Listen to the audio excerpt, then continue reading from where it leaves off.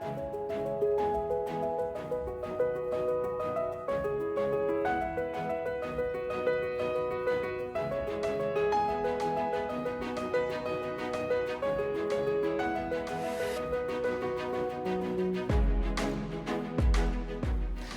I'm Sebastian Mitchell, and this is a talk on utopia after the pandemic. Now, the term utopia, the funny thing about utopia is that as soon as you start looking for this particular word, or you've got an interest in it, you can find it almost everywhere. So you can be walking down, say you're in a seaside town, you walk down the road there, and you'll see a cottage or a bungalow with the word utopia written above it. You're looking for bathroom furniture, and there's a firm called Utopia who provides these particular utilities, these resources.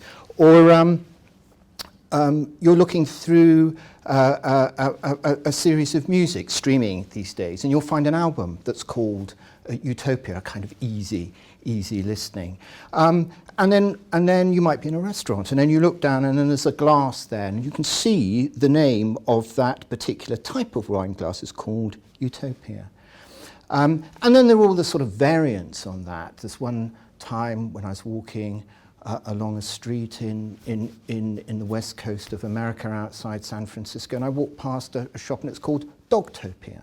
So this is a sort of grooming parlour for dogs. So the notion of utopia itself can seem to be everywhere, and if it's everywhere, in a way that you might say that this term has begun to sort of lose any particular impact or any meaning.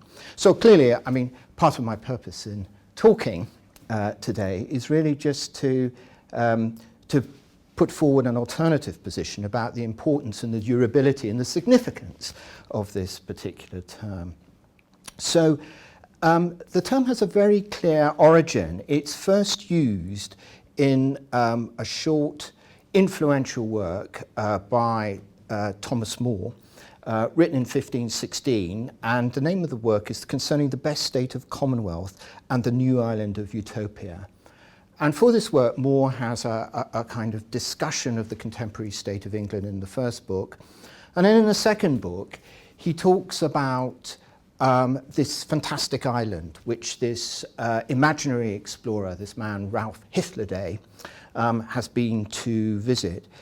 And what's interesting about that particular work is that on one hand, it seems to be a quite serious and trenchant attempt at constructing an alternative, an ideal society on this island on the other side of the world.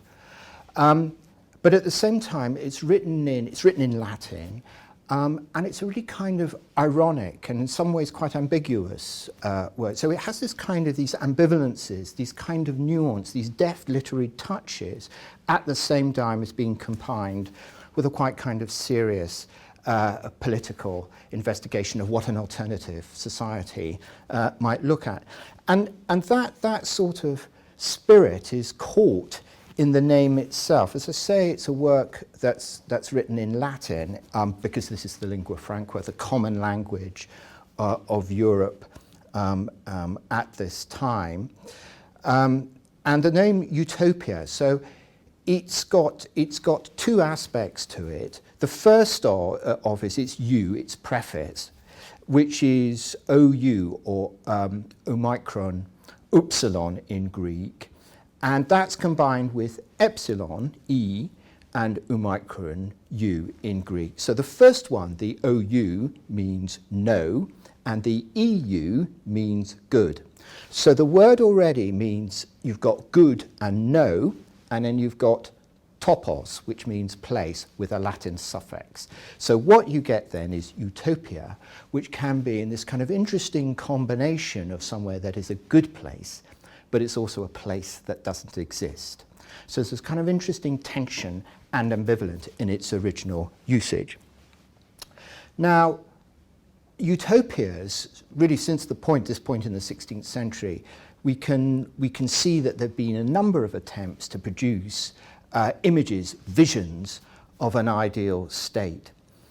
And we can divide these into two sets. One of them is to say that when we talk about utopia, we can say, well, what do we mean by this particular state? And it's something in which all your dreams come true. So everything that you want. So a land in which you get everything you want. It's the sort of way in which we might sort of see a cruise liner or being on our own desert island.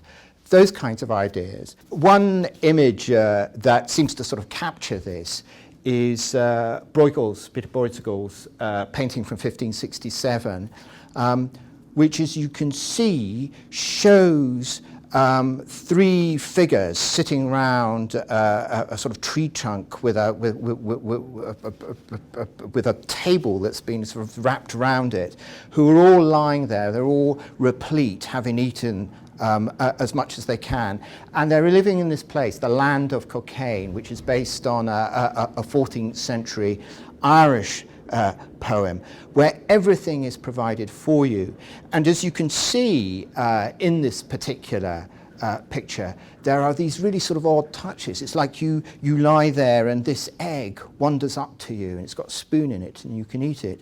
And in the background you can see there's a boar wandering there with a knife already attached to it. So you can just carve off the slice and then the boar will wander off again. Now this is an image of we can see this often associated with utopia in the sense of being somewhere where it's complete, where everything is available for you. You don't need to do anything. But again, this is a sort of, and that is a persistent current within utopian thinking. But the other way in which we might actually think of this, and this is more to do with what I've already mentioned about Thomas More and utopia, is a serious projection of an alternative social system.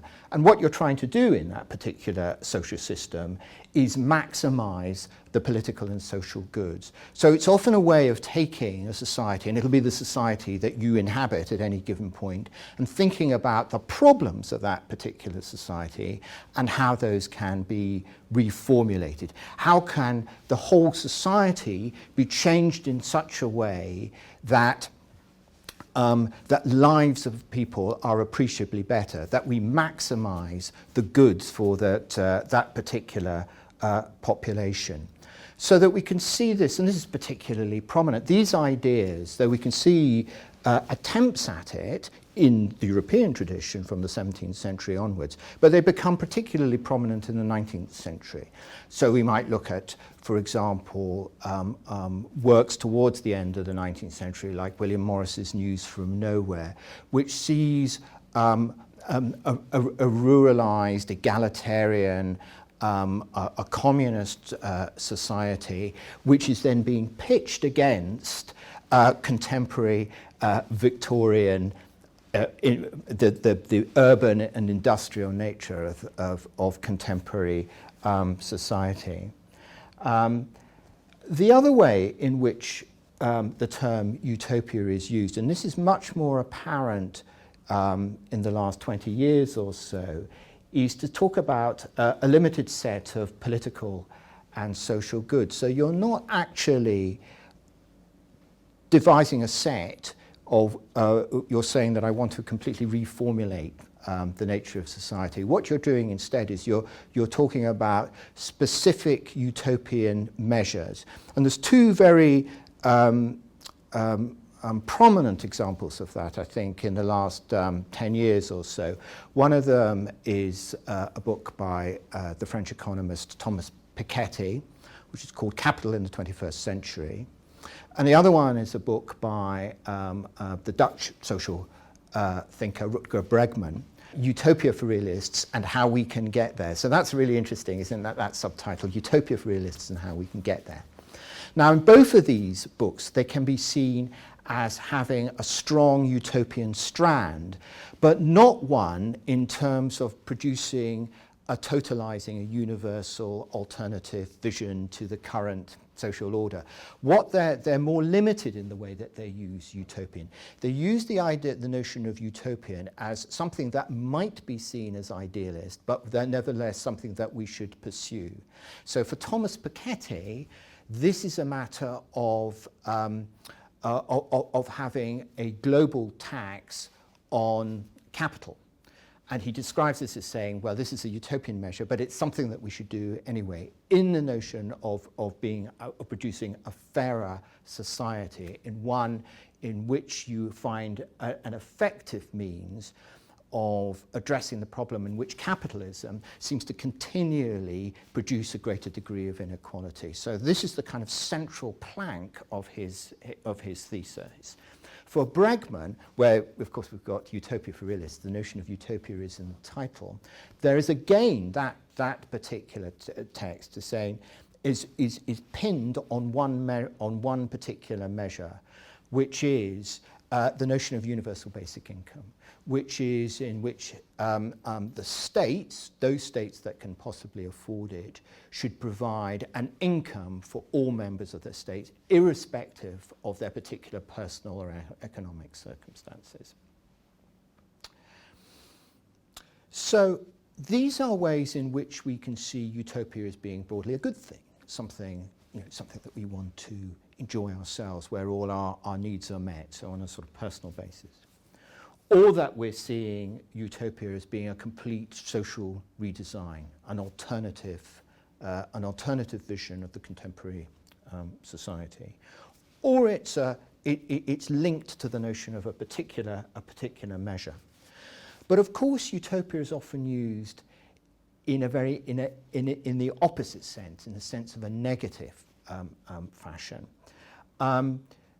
as producing a state that if it ever were put into place, that you do not get this wonderful new world where all our needs are met, where we live in amity and friendship with our fellow human beings. In fact, that we end up something absolutely the opposite of this. And so you can see again, and there are a number of examples of this. One famous example is the Austrian English economist F.A. Hayek, who produced a book in the 1940s called The Road to Serfdom. And in this particular work, he has a chapter called The Great Utopia, which is to describe socialism, Marxist Leninism, and the emergence of the Soviet Union. In this particular text, he's using the notion of the Great Utopia in an ironic way. He's signaling that this is very far from being the case, that what we have is an authoritarian regime where notions of freedom are completely eliminated, of personal freedom is eliminated. So one of the ways in which we can experience the utopian, and a particularly compelling way to experience it, is through visual culture. And there are certain periods in which the kind of visual notion of the utopian can become particularly apparent. One of them, these, would be in the 1920s, where we see a strong connection between architecture, urban planning, and the way in which that can be seen to sort of redesign the spaces in which people inhabit. And I've just got one image here. This is from an architectural drawing, Auguste and Gustave Perret, study for tower blocks, Paris in 1922. And as you can see, that this is a completely and dramatically reformulated Paris with these enormous matching skyscrapers, and the kind of sense of the utopian in a way. Look at the aerial vision and the grandness that we have of this particular scheme, and the walkways that run between one building and another. And of course, the counter argument for this, and a number of people have made this complaint subsequently, that of course, look at the grandness of this particular vision, but what have you destroyed to put it there? So there's always that kind of tension. But you can see there is a kind of a breathtakingness to this particular imagery. And the utopian also, when we can talk about utopian, an art, it can often be associated with abstract painting. And I've just got one example of an artist Piet Mondrian, 20th century artist who painted some figurative work, but is principally known for these abstract works. And I've got one here from this is from 1944, and it's called Broadway Boogie Woogie. And it's meant to be a picture, as you can see, it has a certain kind of vibrancy in the colours, a kind of sense of movement. Boogie Woogie, a kind of sort of sense of both a music with a kind of syncopated rhythm, but also a kind of regularity of the structure. And we can see these blocks, the yellows, the reds, the blues, which are not quite symmetrical, but they seem also to be conforming to a particular pattern. And Mondrian was, as an artist, was very interested in the idea of utopia. What you can see is a notion of shape, of form here, of colour, but there's also meant to be a kind of sense of vibrancy as well. So we're not seeing something that's sort of utopian in the sort of regularity of let's design a particular city in this way, or we encourage people to live in this and that way. But what we have is something that's more impressionistic, that is vibrant in its colour, that has a sense of possibly freedom within it. We are freed, of course, from having to represent anything in this particular image. But also something that has a sense of being rooted within a particular place. As we can see this, Broadway Boogie Woogie, something that's set in New York, that has also a sense of the modernity of the grid plan of the city there. Now, so that we have these kinds of utopian imageries, but as I've mentioned already, some thinkers, of course, have no interest in utopia at all, either because they think it's going to be an entirely destructive state. The disadvantages of whatever these measures that you introduce are going to far outweigh any advantages, or that they believe that human beings are just not capable of living within an idealistic set of circumstances. So here's an example. This is Schopenhauer writing in the 19th century from Paragega and Paralipomena. Work, worry, and toil are certainly the lot of almost all through their lives, but if all desires were fulfilled as soon as they arose, how then would people occupy their lives and spend their time? Suppose the human race were removed to utopia, where everything grew automatically and pigeons flew about ready roasted, where everyone at once found his sweetheart and had no difficulty in keeping her. Well, you can change those terms to rather more non-gendered ones, lover. And he goes on, then people would die of boredom or hang themselves, or else they would fight, throttle and murder one another, and so cause themselves more suffering than is now laid upon them by nature. Thus for such a race, no other scene, no other existence is suitable. So for Schopenhauer, this is an idea where the utopian, it doesn't matter if you even if you placed people in a utopian set of circumstances, they wouldn't be able to remain there. There's something about human beings that always denies the possibility for contentment, for happiness.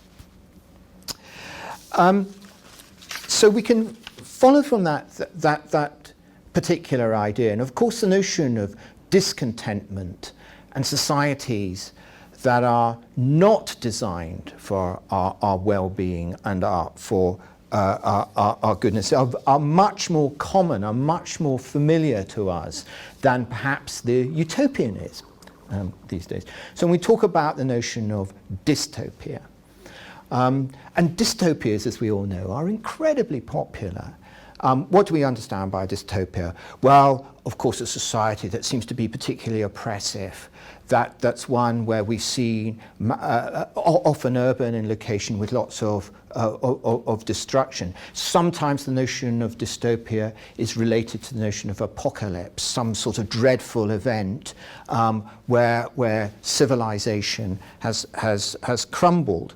And then we can see that how there's a number of artifacts. If we look at film and television, we can see a huge range of these of these kinds of projections.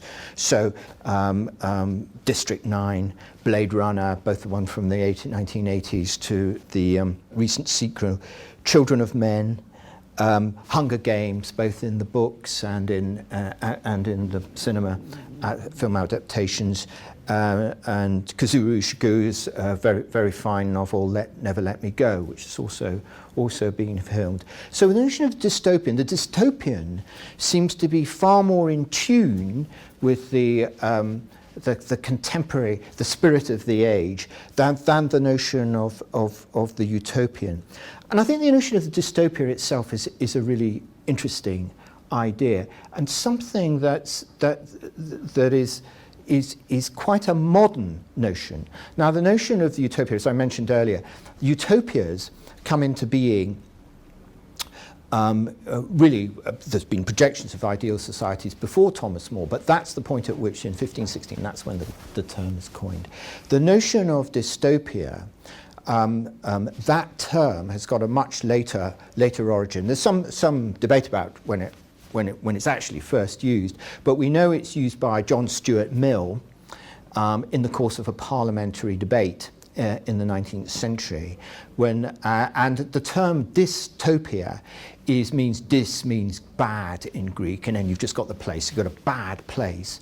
But the way that we understand it, that sort of comes from those images that you have when you mention the word dystopia, that kind of awful society, whether it's kind of a totalitarian one or a kind of post-apocalyptic one.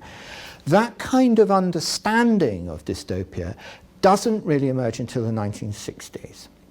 So it's not as though there aren't states that are seen as opposites to utopia or exploring what the awfulness of a utopian vision may be. It's not as though that doesn't, they're not around, as they are, I mean, from the 19th century onwards. But they're never described as such. You don't have that term. So the philosopher Bertrand Russell, talking about Brave New World in Aldous Huxley's novels in the 1930s, describes it as an unhappy utopia. It's like he doesn't have the word at his fingertips to describe what we would now say, oh yes, that's a dystopia. And one of the things about it, so one of the things, we have the notion that dystopia is a kind of cultural image or a set of cultural images which we find particularly appealing, or we find that we're drawn to them or that we're interested in them given their profusion. But I think there's also the other side of that, is it's a sort of sense of we can no longer properly construct the utopian. We're kind of dominated. We kind of become more involved within the dystopian. And there are ways in which that can also be related to a number of projections for the society throughout the 20th century. So if you look at a range of cultural thinkers, prominent cultural thinkers, all of them sort of tend to talk in very, very gloomy terms about what will happen to the world through the 21st century. And then we can understand the reasons for this, mainly that the way the positions of the environment, our ecological concerns, the rise of what seems to be more authoritarian regimes, all of these factors might lead into a particular negative vision. So, of course, one of the things that we might reflect upon is nearly all that I've said already about utopia and dystopia could have been said a year ago or 2 or 3 years ago. But of course, the major change that we've all been through is the pandemic of COVID-19. So one of those, of course, that raises the question is what are the prospects of utopia after the pandemic? And in the way, one of the things that seems to be interesting about the pandemic itself is the fact that it seems to have been configured, or it can at least be seen as being configured as a dystopian event.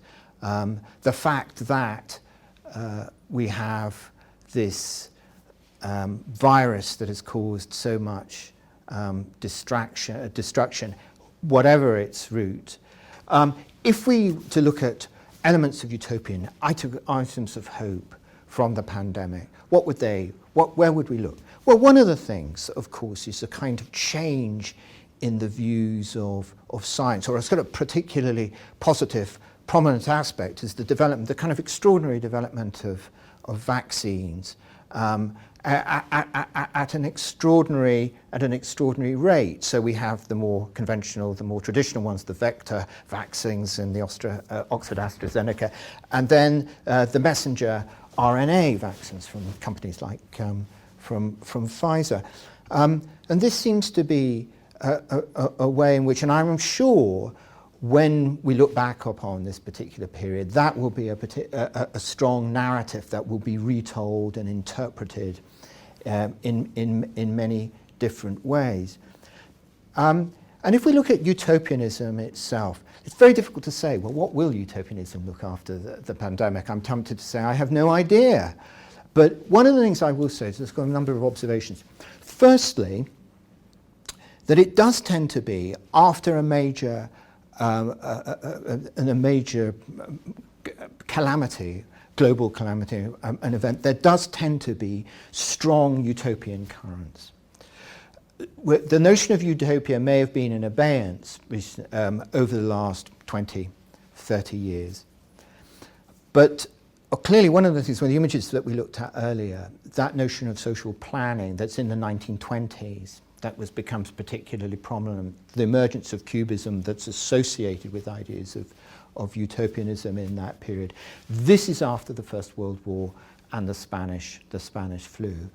Clearly we have the appalling events in Europe, the rise of National Socialism through the 1930s. But after the Second World War, certainly in Britain, then this is another period where we get socialist policies being widely developed, and also a new political and social settlement. Now, I'm not necessarily saying after the pandemic that these kind of major changes will take place, but I certainly think that as we look forward, it is entirely possible that we see a new spirit of utopianism. And then the question would be, well, what would that new utopianism look like? How will it appear? What forms will it take? And again, those are questions which I really don't feel that I am qualified to answer. But I will give some indication of the areas in which I think it's likely to occur. We know what the two great shaping movements, certainly in the West, are in the third decade of the 21st century. And those will, of course, be matters of ecology and environment and finding a way to make the environment more sustainable. They're matters of racial justice, equality, inclusivity. And we can put these ideas on one side, and utopianism can clearly find many ways of expressing those ideas. But there is an alternative vision, and utopianism was often is in this, of producing separate and maybe conflicting ideals, where ideas of financial well-being of the great majority of your population and social stability are the key markers of any utopian thinkers. One thing I will also suggest is that if we're looking at artworks and we're looking at creative entities, whether those be in film or television or more conventional ones, novels, books, paintings, that what the artwork has to do is in a way to convey the notions of that particular idealism, whatever principles those are, but cannot be measured absolutely identical to it. This is the function of art, to inflect, to comment, but not to be a straightforward means of conveying those particular ideas. There needs to be some commentary, some distance from those. I thought I might finish with just a slightly different view of utopianism, or maybe one that has in some ways been running through this presentation, which is a kind of way which is rather than either a planning or a painting, but rather a state of mind, a way of approaching the world, of looking for a certain kind of idealism, of seeing a notion of hope, which is one famous utopian thinker, a man called Ernst Bloch, particularly explored and advanced. And in that spirit, I thought I might just read a passage from a contemporary poet, Jory Graham. So this is a recent poem called Translation Code.